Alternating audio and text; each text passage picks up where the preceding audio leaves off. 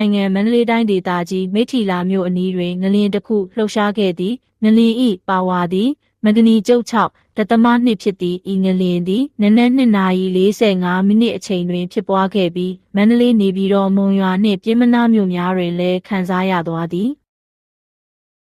ဒီနေရာနှင့်တက်ရောက်မှုငလျင်စခန်းမှတ်တမ်းများအရငလျင်ဗဟိုချက်သည်မိထီလာမြို့အနောက်ဘက်30ကီလိုမီတာခန့်အကွာတွင်တိကျစွာတွေ့ရှိရသည့်ဤငလျင်သည်မြန်မာနိုင်ငံ၏မကြာသေးမီကဖြစ်ခဲ့သည့်အားပြင်းဆုံးငလျင်တစ်ခုဖြစ်သည်သက်ဆိုင်ရာဌာနများ၏အစီရင်ခံမှုအရမိထီလာမြို့အနီးရှိအဆောက်အဦများနှင့်တရားတချို့ပျက်စီးမှုများရှိပြီးမနည်းသောနေအိမ်များသည်အနည်းငယ်ပျက်စီးမှုများရှိနိုင်သည်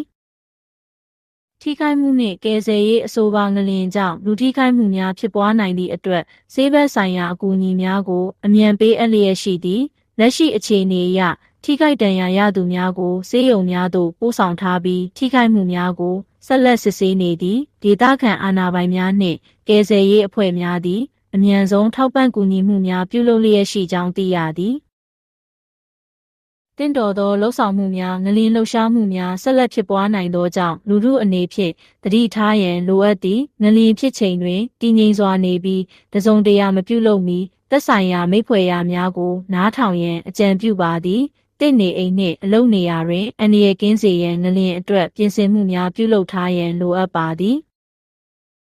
သတင်းပြီးပိုင်းလက်ရှိအနေဖြင့်ထိခိုက်မှုများနှင့်ပျက်စီးမှုများကိုဆက်လက်စုံစမ်းလျက်ရှိသည်တင့်အနေဖြင့်သတင်းမှန်ကိုသာယုံကြည်လိုက်နာပြီးလိုအပ်သောသတင်းအချက်အလက်များကိုတရားဝင်မီဒီယာများမှသာရယူရန်တိုက်တွန်းပါသည်တချို့နေရာများတွင်လျှက်စစ်မီပြတ်တောက်မှုများဖြစ်ပွားနိုင်ပြီးရေထောက်ပံ့မှုမပြေလည်နိုင်ပါတင်းတောင်တသိန်းဖြင့်အာဏာပိုင်များမှထုတ်ပြန်ချက်များကိုလိုက်နာရန်သတိပြုပါ